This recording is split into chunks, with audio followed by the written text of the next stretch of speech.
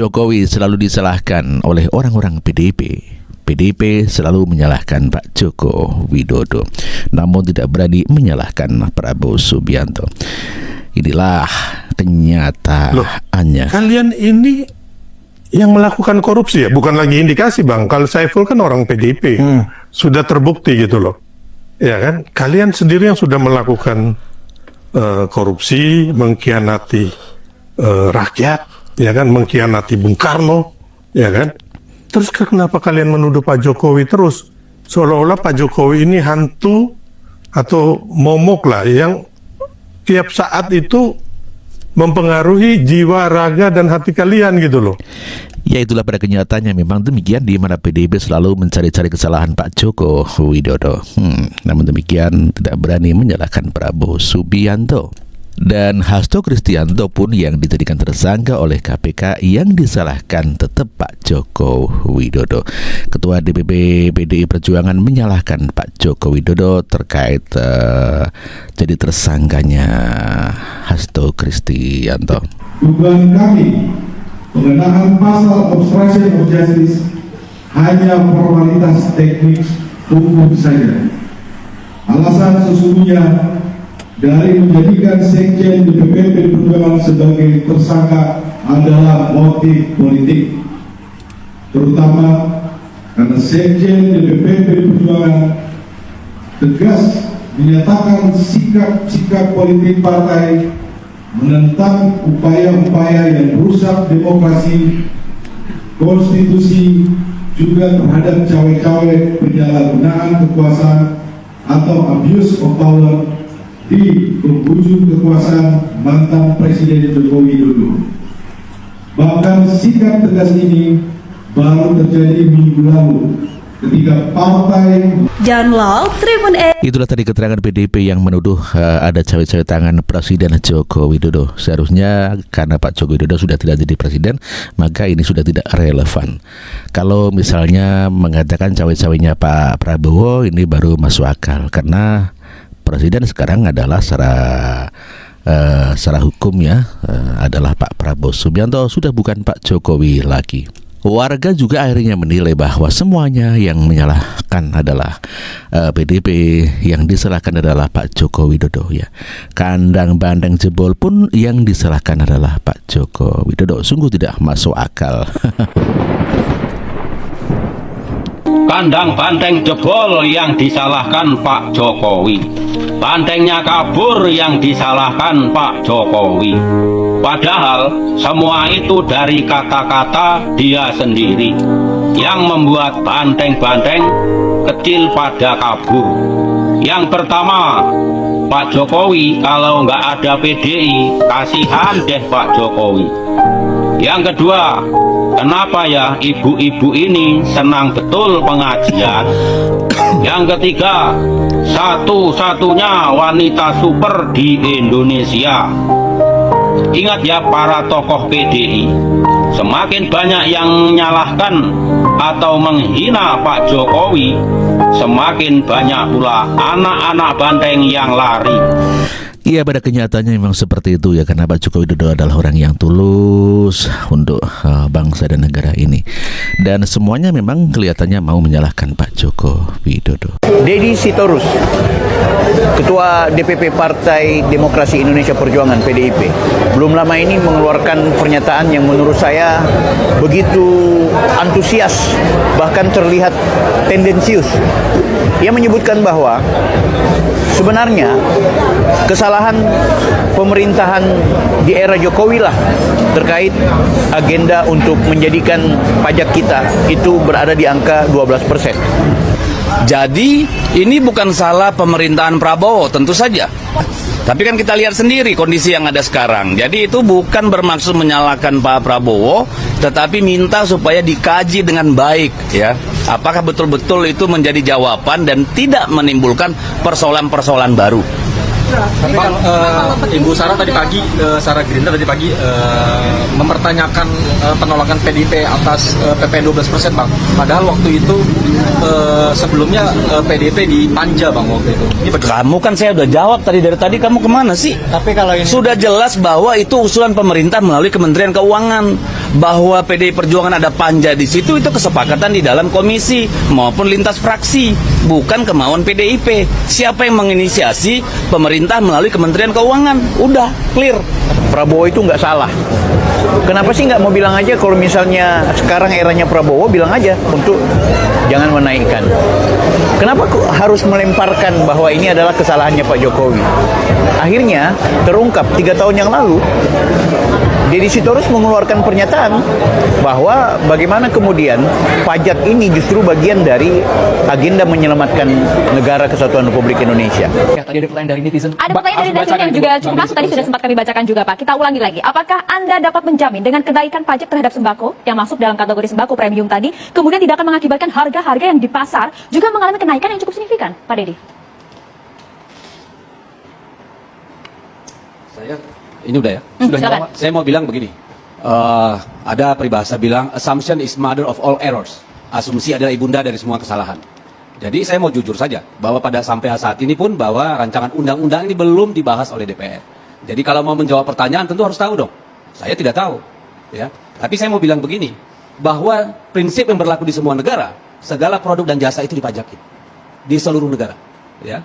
Nah, kita masih termasuk negara yang sangat rendah. Ya, kalau kita lihat data-datanya itu, kita masih di 10%. Rata-rata negara itu 127 negara itu sudah di angka 15% lebih. Jadi kalau bicara soal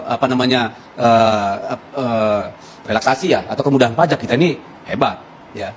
Lalu kita lihat belanja pemerintah untuk belanja sosial, kita di angka 16,6%. Saat negara-negara berkembang rata-rata sudah 30%. Pajak adalah instrumen negara untuk melahirkan keadilan. Jadi tentu pernyataan bahwa pemerintah kejam, saya kira itu pernyataan seperti yang dilontarkan oleh Bang Mardhani, itu sangat kejam, bahkan keji kalau menurut saya. Ya, karena tidak mungkin ya bahwa kenaikan pajak itu dimaksudkan untuk membuat rakyat menderita. PDIP beraninya cuma sama Pak Jokowi. Kalau sama Presiden Prabowo sama sekali tidak ada nyali. Takut bukan main, gentar luar biasa. Itu paling tidak ditunjukkan oleh sikap PDIP di akhir-akhir ini jelang Kongres. Saya yakin targetnya jelas-jelas. PDIP mencoba terus membujuk merayu Pak Prabowo untuk mau menerima PDIP di dalam pemerintahan, asal dengan syarat jauhkan Pak Jokowi. Dan mungkin targetnya adalah bagaimana bisa menyingkirkan Gibran sebagai wakil presiden. Itu terlihat jelas sekali bagaimana strategi, taktik dari PDIP begitu terbaca. Benar-benar bagaimana segala cara, segala upaya untuk bisa memisahkan antara Pak Prabowo dan Pak Jokowi. Pengaruh Pak Jokowi akan dilenyapkan.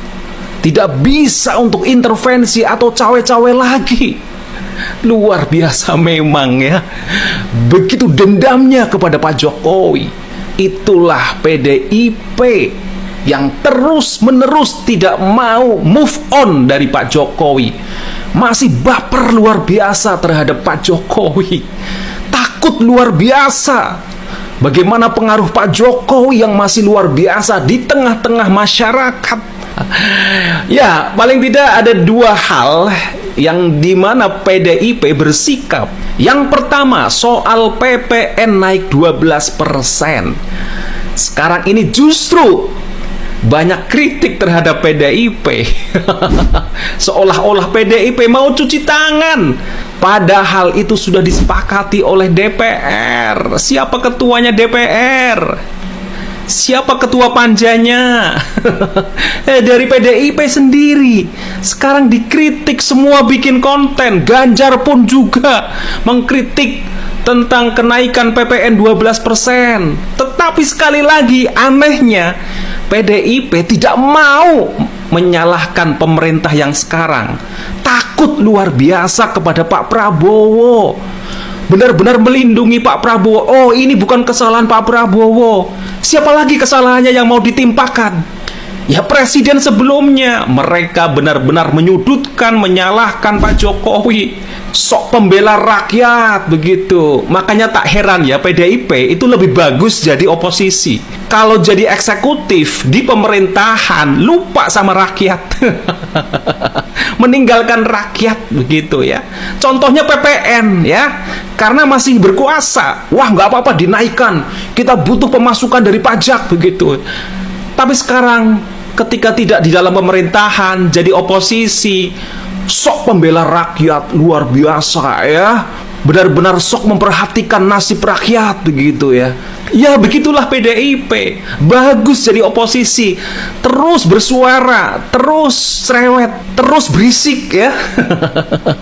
Tapi kalau sudah di dalam pemerintahan, diam seribu bahasa begitu ya, cuek dengan rakyat. Nah sekarang ini ya begitu luar biasanya kalau sudah jadi oposisi, kembali ke setelan pabrik mode awal, defaultnya seperti itu PDIP, bagus jadi oposisi. Oke, itu yang pertama. Jadi soal kenaikan PPN 12% yang saat ini luar biasa, PDIP sok mengkritik habis-habisan. Tetapi sekali lagi yang dikritik bukan pemerintah Prabowo, yaitu presiden sebelumnya, menyalahkan Pak Jokowi. Jadi nggak berani sama sekali untuk menyentuh Pak Prabowo, mengkritik Pak Prabowo. Itulah PDIP yang sekarang. Karena apa? Targetnya di Kongres. Ya, targetnya di Kongres, bagaimana besok Pak Prabowo akan dihadirkan di Kongres begitu, pertemuan mega dengan Prabowo, kemudian Jokowi Gibran disingkirkan. Itu skenario mereka. Kemudian soal yang kedua, bagaimana PDIP menyikapi tentang pembatalan pameran lukisan seorang seniman bernama Yos Suprapto. Nah, lagi-lagi nih ya, padahal yang sekarang menjadi menteri, padahal yang sekarang berkuasa, jelas-jelas ini kabinetnya Pak Prabowo, kebijakannya Pak Prabowo. Jadi kalau urusan pembatalan ya dari kepolisian atau dari lembaga yang berwenang, itu kan semuanya di bawah pemerintahan Pak Prabowo. Tentu dalam hal ini Kementerian Kebudayaan. Tetapi lagi-lagi yang disalahkan siapa coba? Pak Jokowi.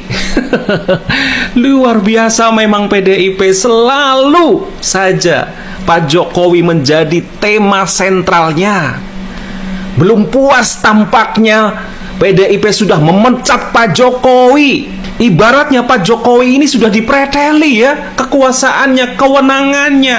Tetapi masih saja PDIP terus mempermasalahkan Pak Jokowi. Di kasus kedua soal pembatalan pameran lukisan, memang di sana ada beberapa lukisan yang memang menyindir Pak Jokowi dengan gambar-gambar yang menurut saya memang tidak senonoh dan bahkan apa ya, tidak menjadi karya seni lagi, tetapi hasil karya sebuah rasa benci yang luar biasa.